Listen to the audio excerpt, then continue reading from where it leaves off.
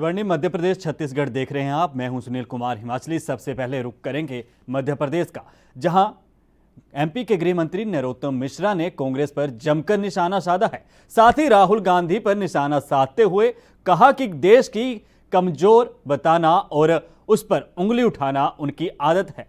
Corona के चलते वैश्विक मंदी का दौर है और इटली जैसे देश आज भुखमरी की कगार पर पहुंच गए हैं। नेताओं को देश पर उंगली उठाने से पहले एक बार वैश्विक अर्थव्यवस्था पर नजर डाल लेनी चाहिए।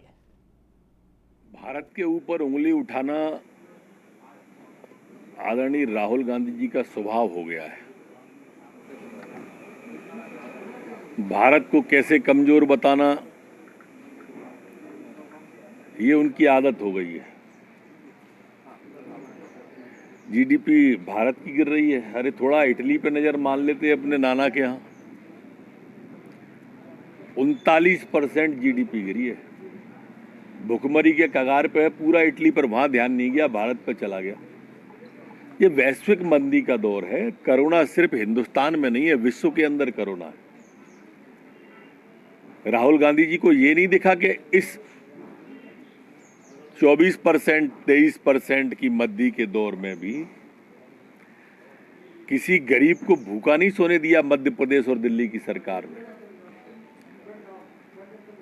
3-3 महीने का राशन लॉकडाउन के पीरियड में हर गरीब के घर पर पहुंचा। उसके बाद फिर 2 महीने का पहुंचा, उसके बाद में पहुंचा। 10-10 हजार रुपए वेंडरों के खातों में पहुंचाए जा रहे हैं। उस समय जो लेबर लौट के आई थी, प्रवासी मजदूर लौट के आए थे, तो हाथों से जूते चप्पल शासन और प्रशासन पहना रहा था। एक एक व्यक्ति के पूरे मध्य प्रदेश की सीमा में खाने की व्यवस्था और मध्य प्रदेश की सीमा से मध्य प्रदेश की सीमा तक छोड़ने की व्यवस्था ये सरकार ने की थी। उस लॉकडाउन के पीरियड में एक एक दाना गेहूं का मध्य प्रदेश की सरकार ने खरीदा। उधर एमपी के पूर्व कैबिनेट मंत्री पीसी शर्मा बीजेपी सरकार पर जमकर निशाना साध रहे हैं। उन्होंने कहा कि पुलिस और शिक्षक भर्ती को लेकर टाल मटोल कर रही है क्योंकि सरकार के पास पैसा नहीं है। इसके प्रबंधन के लिए ना तो प्रदेश और केंद्र सरकार के पास पैसा नहीं है। साथ ही उन्होंने कहा कि कोरोना को लेकर सरकार कोई उचित व्यवस्था नहीं कर पाई है, जिससे कई लोगों को मौत हो गई है। उन्होंने क्या कुछ कहा, आइए सुनते हैं। की भर्ती हो या शिक्षकों की भर्ती हो, ये काफ़ी दिनों से मामला चल रहा है और ये टाल रही सरकार क्योंकि इनके पास पैसे नहीं है। आज दुनिया के अंदर सबसे ज़्यादा जीडीपी की डाउन हुई है, 23.9% कम हो गई है। पैसा सरकारों के पास है नहीं, मध्य प्रदेश की भी और केंद्र की भी, और ये इस सब का प्रबंधन कर नहीं पाए। कोरोना का ठीक से प्रबंधन नहीं कर पाए, जिसकी वजह से इतनी मौतें हुई और दुनिया के अंदर 1-2 नंबर पे देश आ गया है। कुल मिलाकर जो बार बार सरकार कहती कि मध्य प्रदेश के लोगों को ही मध्य प्रदेश में रोजगार देंगे, तो मेरा तो ये निवेदन है कि चाहे शिक्षक हो, चाहे पुलिस भर्ती हो या अन्य, जब आप कह रहे हो कि मध्य प्रदेश लोगों को देंगे तो आप तो चिन्हित करो मध्य प्रदेश के हर परिवार से एक सरकारी नौकरी में आ जाए। आप तो ये कर दीजिए तो लोगों को होगा। नहीं तो आज की स्थिति में यह है कि जो मध्यम वर्ग है वो इस कोरोना काल में बुरी तरह से त्रस्त हो गया। उनकी जेब में पैसे नहीं है।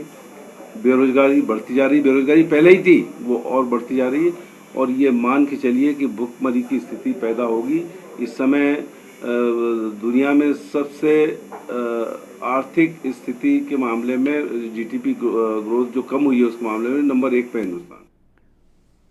उधर छत्तीसगढ़ के कोंडागांव में लोक स्वास्थ्य यांत्रिक मंत्री रुद्र गुरु ने दौरा किया। इस दौरान उन्होंने कई कार्यक्रमों में हिस्सा लिया। इस दौरान गुरु घागीदास जी के पंथ में लोगों ने बाइक रैली निकाली। ये रैली मसोरा चौक से NH-30 होते हुए अंबेडकर वार्ड में जाकर खत्म हुई। वहीं रुद्र गुरु मंत्री ने बताया कि छत्तीसगढ़ समेत पूरे देश के लोग पर गुरु घासीदास जी की कृपा बनी रहे, वे स्वस्थ और तंदुरुस्त रहे। थोड़ा नजदीक स्थापना का कार्यक्रम आशीर्वाद से संपन्न किया गया और साथ ही साथ में ममता में माता उधर जांजगीर चंपा में 14वें वित्त राशि की प्रतिवेदन पेश नहीं करने और काम में लापरवाही का मामला सामने आया है। मामले में 3 सचिवों को निलंबित कर दिया गया है। जिला पंचायत सीईओ ने बलौदा जनपद पंचायत के कुरमा ग्राम पंचायत सचिव बलदेव सिंह कंवर, कंडरा ग्राम पंचायत के सचिव देवेंद्र सिंह कंवर और कर्मा ग्राम पंचायत के सचिव सिलसर्जन पर कार्रवाई की गई है। वहीं जिला पंचायत सीईओ ने बताया कि तीनों सचिव बलौदा में आयोजित बैठक से भी नदारद रहे। इसके अलावा 14वें वित्त राशि के संबंध में किए गए जांच से संबंधित दस्तावेज जमा कर रहे थे, जिसके चलते तीनों के खिलाफ कार्रवाई की गई है।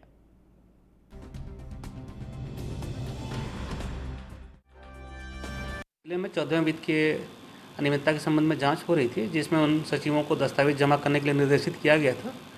उसके बाद भी उनके द्वारा दस्तावेज जमा नहीं किए जा रहे थे, ना ही वो बैठक में उपस्थित हो रहे थे। इस आधार पर सीईओ जनपद बलौदा के द्वारा प्रतिवेदन दिया गया था और उसके कारण ही उनके खिलाफ अनुशासनात्मक कार्रवाई करते हुए निलंबित किया गया है। उधर छत्तीसगढ़ में बिलासपुर कोटा ब्लॉक में मिट्ठू नवागांव में बड़ी संख्या में जरूरतमंदों को राज्य शासन की पेंशन योजना का लाभ नहीं मिल रहा है, जिसकी शिकायत महिलाओं ने कलेक्टर सारांश मित्तर के पास की। बुजुर्ग महिला जुमना बाई ने कहा कि उम्र के इस पड़ाव में आने के बाद भी इस सामाजिक सुरक्षा के तहत पेंशन सुविधा का लाभ नहीं मिल रहा है, जिसके उनकी परेशानी और बढ़ गई है। इससे पहले सरपंच और सचिव से कई बार गुहार लगाई गई, पर उनका प्रकरण की स्वीकृत नहीं किया गया। सरपंच अध्यक्ष मनोहर सिंह ने कहा कि गांव में ऐसे 50 से ज़्यादा बुजुर्ग और ज़रूरतमंद लोग हैं जो पेंशन के लाभ के दायरे में आने के बाद भी उन्हें इसका लाभ नहीं दिया जा सका। ग्राम पंचायत की उदासीनता के कारण बुजुर्ग महिलाएं पंचायत और जनपद पंचायत में भटकने को मजबूर हैं। कहीं से भी उन्हें माकूल जवाब नहीं मिल रहा। कलेक्टर ने उनकी बातों को गंभीरता से सुनने के बाद उचित कार्रवाई का आश्वासन दिया है। जिस तरीके से बुजुर्ग महिलाएं वर्तमान में अपने हक के लिए लड़ाई लड़ रही हैं, क्योंकि बुढ़ापे में अब उनका सिर्फ पंचायत के ऊपर ही भरोसा है। वहीं अब कलेक्टर साहब ने उनकी बातों को गंभीरता से सुना है और उस पर कार्रवाई का आश्वासन दिया है। लेकिन बिलासपुर कोटा ब्लॉक में मिट्ठू नवागांव में ये जिस तरीके से संख्या बढ़ रही है, जहां पर जरूरतमंदों को राज्य शासन की पेंशन योजना का लाभ नहीं मिल रहा, जिसकी शिकायत महिलाओं ने कलेक्टर सारांश मित्तर के पास की है और अब कलेक्टर साहब ने उन्हें आश्वासन दिया है कि जल्द ही कोई कार्रवाई करेंगे। नहीं मिले दादा, वो मोदी सरकार हर दे रही से वही मिले है। मतलब मोदी सरकार दे वही सोई का लूक दंड कहते घरी। अच्छा। तहाँ पेंशन नहीं मिले। बाबू हाँ। घर वगैरह भी गिर गए का? चिकन गिर गए हावे। अच्छा, आवास मिली कि नहीं मिली? नहीं मिले है। का कैसे सरपंच बन? का कहीं हाव कथे ताव खर दिया ने नहीं आए तो का कहीं। अच्छा, कितने उम्र हुई? कुछ जानकारी है आप मन ला? का खर तो आपके नहीं ये जानकारी बाबू। अच्छा, आधार कार्ड में लिखा है? को जानी? हाँ नहीं लिखा है कि नहीं? नहीं लिखा है, का जानो का जानो। देखिए, ऐसा है कि ये सरकार को महत्वाकांक्षी योजना है, जो मान लो जैसे वृद्धा पेंशन है, अन्य और पेंशन है, वो ग्राम पंचायत के माध्यम से उसको प्रस्ताव बना के जनपद पंचायत में जमा करना रहता है। उसी के माध्यम से उनका पेंशन प्रकरण बनता है। तो इनका जो जैसे कि इन्होंने बताया कि आवेदन पहले किए थे, उस पर कार्रवाई नहीं हुआ है, लेकिन मैं सरपंच संघ अध्यक्ष के नाते वो सरपंच से संबंधित ग्राम पंचायत के उनसे बात करके इनके प्रकरण को आगे बढ़ाने का काम करूँगा। घर था वो भी गिर चुका है, बेचारी को अभी तक आवास नहीं मिला है, इस विषय में क्या करेंगे? जी, जैसे कि जान रहे हैं कि अभी मौसम के अतिवृष्टि के कारण कई गाँवों में जो जीर्ण शीर्ण मकान थे वो गिर चुका है। अब जो गिरना था तो गिर गया, लेकिन उसकी भी प्रक्रिया है, जैसे कि पटवारी के माध्यम से तहसीलदार को उनको फॉरवर्ड करना पड़ता है। तो ये अब संबंधित ग्राम पंचायत के जो सचिव है। आवास के लिए कुछ करेंगे सर आप सरपंच संगठन? आवास के जो नियमानुसार उनके जो है, उनके प्रक्रिया जो है उनके थ्रू उनका मिलना चाहिए आवास। परिचय बताओ। मैं मनोहर लाल ध्रुव, अध्यक्ष सरपंच संघ जनपद पंचायत। उधर मध्य प्रदेश के सिंगरौली के मोरबा थाना क्षेत्र में शराब तस्करी मामले में पुलिस ने 2 आरोपियों को गिरफ्तार किया है। जानकारी के मुताबिक सस्ते दामों पर शराब तस्करी करने वाले गुप्ता बंधु को पुलिस ने धर दबोचा। पुलिस ने दोनों आरोपियों को जंगल के रास्ते अनपरा से शराब लाते पकड़ा। आरोपी चोरी छिपे यूपी से शराब लाकर मोरबा के बाजार समेत आसपास के इलाकों में बेचा करते थे। दोनों भाई एक साथ बड़ी मात्रा में शराब लाकर ग्राहकों को बेचते थे। वहीं पुलिस को इसकी सूचना मिली और जिसके बाद इलाके में शराब लाई जा रही थी, जिसके बाद पुलिस ने घेराबंदी कर आरोपियों को पकड़ा। आरोपियों के पास से 5 पेटी देशी प्लेन शराब, 1 कार्टून ब्लू लाइम शराब समेत 59 लीटर शराब जब्त की गई है और दोनों के खिलाफ आबकारी एक्ट के तहत कार्रवाई की जा रही है।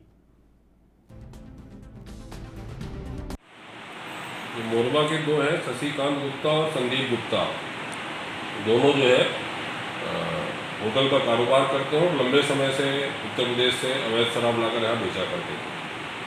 कल हमने इन लोगों को रंगे हाथ अवैध अंग्रेजी और देसी शराब के साथ पकड़ा है। दोनों के विरुद्ध 34 में अपराध दर्ज कर जेल भेजा गया है। स्वर्णिम मध्य प्रदेश छत्तीसगढ़ में वक्त एक छोटे से ब्रेक का, जल्द लौटेंगे।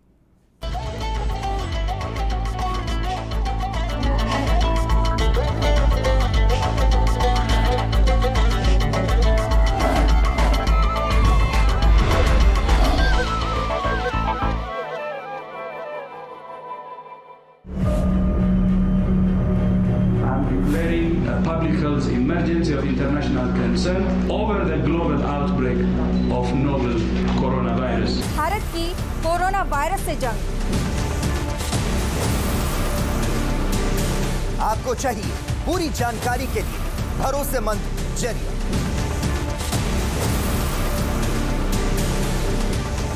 जानकारी जो अफवाहों पर ना हो। 24 घंटे 7 दिन लगातार सिर्फ ANB न्यूज पर।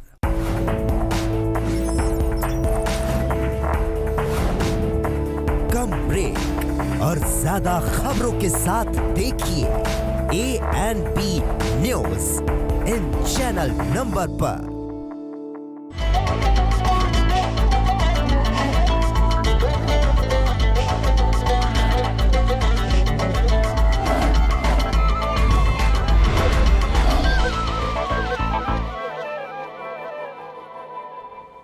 ब्रेक के बाद आपका स्वागत है। रुक करेंगे छत्तीसगढ़ के बेमेतरा का, जहां नवनिर्मित चेकपोस्ट का लोकार्पण किया गया। साथ ही सर्व सुविधा युक्त आयरन कंटेनर वर्क्स और शहर के राइस मिल ओनर एसोसिएशन द्वारा 3 CCTV कैमरा का लोकार्पण किया गया, जिसका लोकार्पण कलेक्टर शिव अनंत तायल ने और पुलिस अधीक्षक दिव्यांग पटेल ने किया। इस दौरान नागरिक और स्थानीय ग्रामवासी भी सैकड़ों की संख्या में मौजूद रहे। इस मौके पर कलेक्टर ने उत्कृष्ट कार्य करने वाले नगर सैनिक और आरक्षकों को सम्मानित किया। कलेक्टर ने बताया कि जिले के नेशनल हाईवे में 2 जगहों पर कवर्धा रोड और टेमरी में चेकपोस्ट लगाया गया है। जिले के अन्य एंट्री पॉइंट पर भी चेकपोस्ट लगाया जाएगा। उक्त आयरन कंटेनर बॉक्स में 2 कैमरे, लेटवाथ किचन की सुविधा दी गई है। वहीं आयरन कंटेनर बॉक्स में 3 CCTV कैमरों का कंट्रोलर मॉनिटर सिस्टम भी लगाया गया है, जिसमें पुलिस विभाग के 2 कर्मचारी 24 घंटे ड्यूटी पर तैनात रहेंगे। और जिस तरीके से सुरक्षा के लिहाज से ये व्यवस्था की गई है और बेमेतरा में नवनिर्मित चेकपोस्ट का लोकार्पण किया गया है, जिसमें CCTV और जरूरी जिस तरीके से सामान वहां पर दिया गया है, जिसमें कर्मचारियों की सुरक्षा और सुविधा का भी खास ध्यान रखा गया है। वहीं छत्तीसगढ़ के कांकेर में पंखाजूर में बीजेपी के पूर्व जनपद पंचायत अध्यक्ष नौहर सिंह ने पिता को गोली मारकर हत्या कर दी। जानकारी के मुताबिक नक्सलियों ने इस वारदात को अंजाम दिया है और घटना बड़गांव थाना क्षेत्र के मंडा गांव की है, जहां नक्सलियों ने गोली मारकर घायल कर दिया, जिसके बाद उन्हें घायल हालत में अस्पताल में भर्ती करवाया गया, जहां डॉक्टरों ने उन्हें मृत घोषित कर दिया।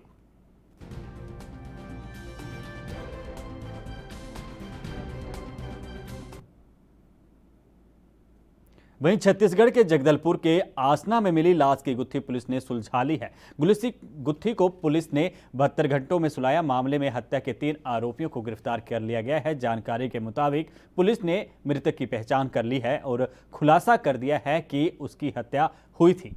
CSP हेमसागर सिदार ने बताया कि मृतक शांतिनगर वार्ड का रहने वाला था। उसकी हत्या 27 अगस्त को 3 लोगों ने पुरानी रंजिश के चलते की थी। आरोपियों ने बताया कि पुरानी रंजिश के चलते गला घोंटकर उसकी हत्या कर दी और उसके बाद शव को आसना के जंगलों में फेंक दिया।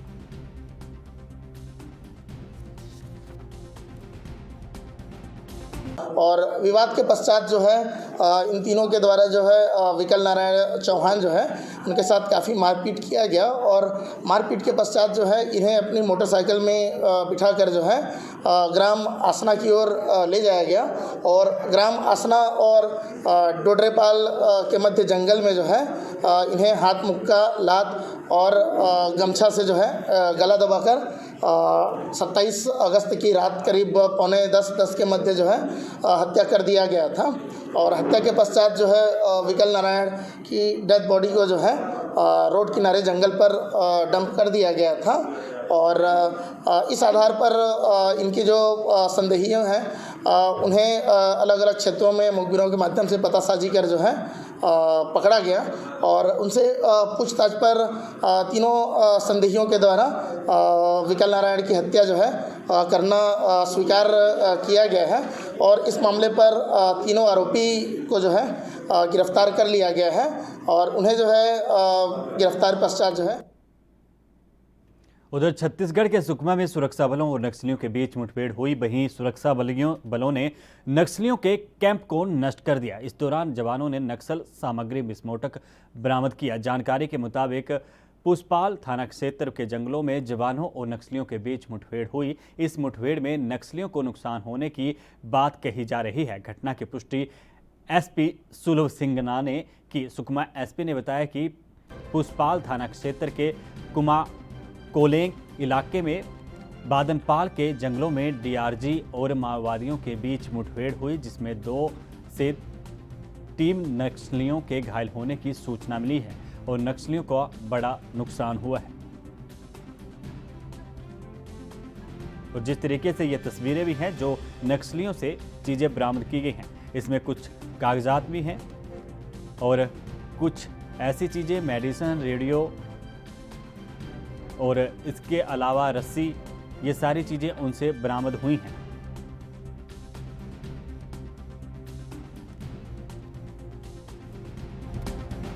कल रात में हम लोगों को कुमा कोलिंग से बाडनपाल वाले जंगलों के बीच में नक्सलियों की उपस्थिति की सूचना मिली थी।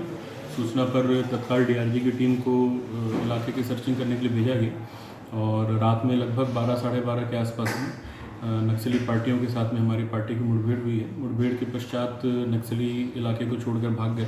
सर्चिंग करने पर हमको जगह से कुछ सामान मिला है, जिसमें रेडियो सेट है और अन्य जो दैनिक यूज़ की सामग्री रहती है वो मिला है। इलाके की सर्चिंग की गई। उस समय क्योंकि ज़्यादा अंधेरा था, रात्रि का समय था, तो विस्तृत सर्चिंग नहीं कर पाए। सुबह फिर सर्चिंग की और आसपास गांव से पता चला है कि 2 से 3 नक्सलियों को गोली लगी है और इसके अलावा भी हो सकता है ज़्यादा नुकसान की भी संभावना हो। उधर छत्तीसगढ़ के जांजगीर चांपा के जिला कोविड अस्पताल में इलाज के दौरान एक महिला की मौत हो गई। जानकारी के मुताबिक जिले के कोरोना से पहली महिला की मौत का पहला मामला सामने आया है। कोरोना पॉजिटिव महिला का बलौदा से इलाज के लिए जिला अस्पताल लाया गया था। डॉक्टरों के मुताबिक महिला को ऑक्सीजन की कमी थी, साथ ब्लड प्रेशर और शुगर की बीमारी भी थी। वहीं मुख्य चिकित्सा और स्वास्थ्य अधिकारी डॉक्टर SR बंजारे ने बताया कि महिला की स्थिति नाजुक होने के कारण उसे विशेष देखरेख में रखा गया था, लेकिन उसे नहीं बचाया जा सका। रात जांजगीर चांपा जिला में स्थापित exclusive corona treatment centre Janjgir में 55 वर्षीय एक महिला की मौत हुई है। महिला जो है कोमार्बिड कंडीशन में थी और उन्हें डायबिटीज़, हाइपरटेंशन बीमारी से ग्रसित थी।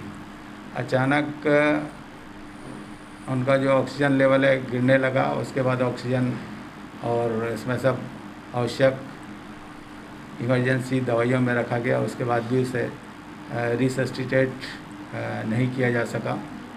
इनके कारण से हर सफल प्रयास संभव प्रयास करने के बाद भी बचाया नहीं जा। वहीं छत्तीसगढ़ के कांकेर के पंखाजूर थाना क्षेत्र में अवैध शराब का मामला सामने आया है। जानकारी के मुताबिक पुलिस को संगम गांव में अवैध शराब के बिक्री की सूचना मिली थी, जिसके बाद पुलिस ने कार्रवाई करते हुए आरोपी समेत उसके कब्जे से 9000 मिलीलीटर अंग्रेजी शराब बरामद की है। वहीं आरोपी के पास से शराब एवं परिवहन में प्रयुक्त सिक्योरिटी वाहन भी जब्त किया है। आरोपी को न्यायिक रिमांड पर भेज दिया गया है।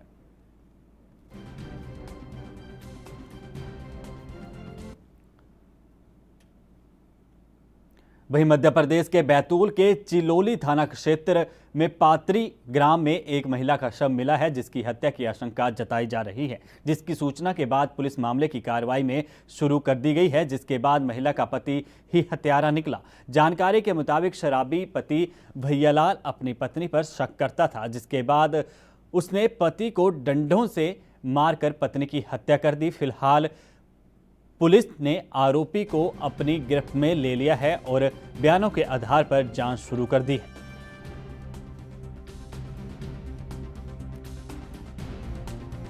ग्राम पात्री में दिनांक 28 तारीख को जरिए डायल 100 वहाँ की कोटवार द्वारा सूचना दी गई थी कि ग्राम पात्री में भैयालाल के घर में उसकी औरत संदिग्ध परिस्थितियों में मरी हुई पड़ी हुई है। इस सूचना पर मैं अपने हमरा स्टाफ के साथ जो है मौके पर पहुंचा था। वहां घटनास्थल पर पहुंचकर मैंने सबका निरीक्षण किया। मामला संदिग्ध नजर आने से एफएसएल पार्टी को मेरे द्वारा वहां बुलवाया गया। उन्होंने भी घटनास्थल का निरीक्षण किया। मृतका सुनीता के पूरे शरीर पर गोबर पोता हुआ था। उसका पति शराब पिए हुए था, जिससे प्रारंभिक पूछताछ की। शव का पोस्टमार्टम अस्पताल चिचोली में कराया गया। डॉक्टर द्वारा बताया कि इसकी लीवर दाहिने तरफ का रिब्स टूटने के कारण फटा हुआ है, जिससे ओवर ब्लीडिंग के कारण इसकी। वहीं छत्तीसगढ़ में जगदलपुर के सिरासार भवन में दशहरा पर्व की दूसरी बड़ी रस्म डेरी गड़ाई की अदायगी की गई। रियासत काल से चली आ रही इस रस्म में परंपरा अनुसार डेरी गड़ाई के लिए एक गांव से सरई पेड़ की टहनियां लाई गई और इन टहनियों को पूजा कर पवित्र करने के पश्चात लड़कियों को गाड़ने के लिए बनाए गए गड्ढों में अंडा और मछलियां डाली जाती हैं। परंपरा के अनुसार जिसके बाद टहनियां को गाड़कर इस रस्म को पूरा किया जाता है। मान्यताओं के मुताबिक इस रस्म के बाद बस्तर दशहरे के एक रथ का निर्माण कार्य शुरू किया जाता है। करीब 400 वर्ष पुरानी इस परंपरा का निर्वाह आज भी पूर्ण विधि विधान के साथ किया जाता है। वहीं इस उत्सव पर बस्तर सांसद दीपक बैज भी मौजूद रहे।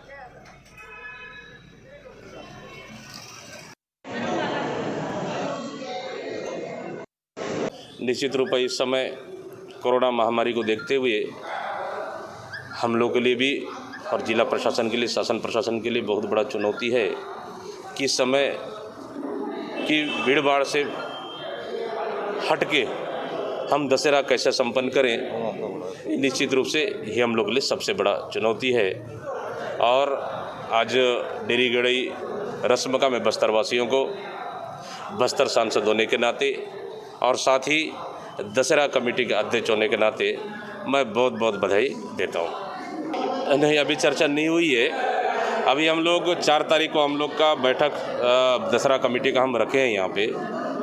उसमें जिला प्रशासन, शासन प्रशासन के सभी जनप्रतिनिधि, प्रशासन के अधिकारियाँ, समाज के प्रमुख, दशहरा का संचालन करने वाले पूरी संचालन समिति के मांझी, चालकी, मेंबरीन, पूरे समाज के प्रमुख सभी गणमान्य नागरिकों के साथ हम लोग की बैठक होगी।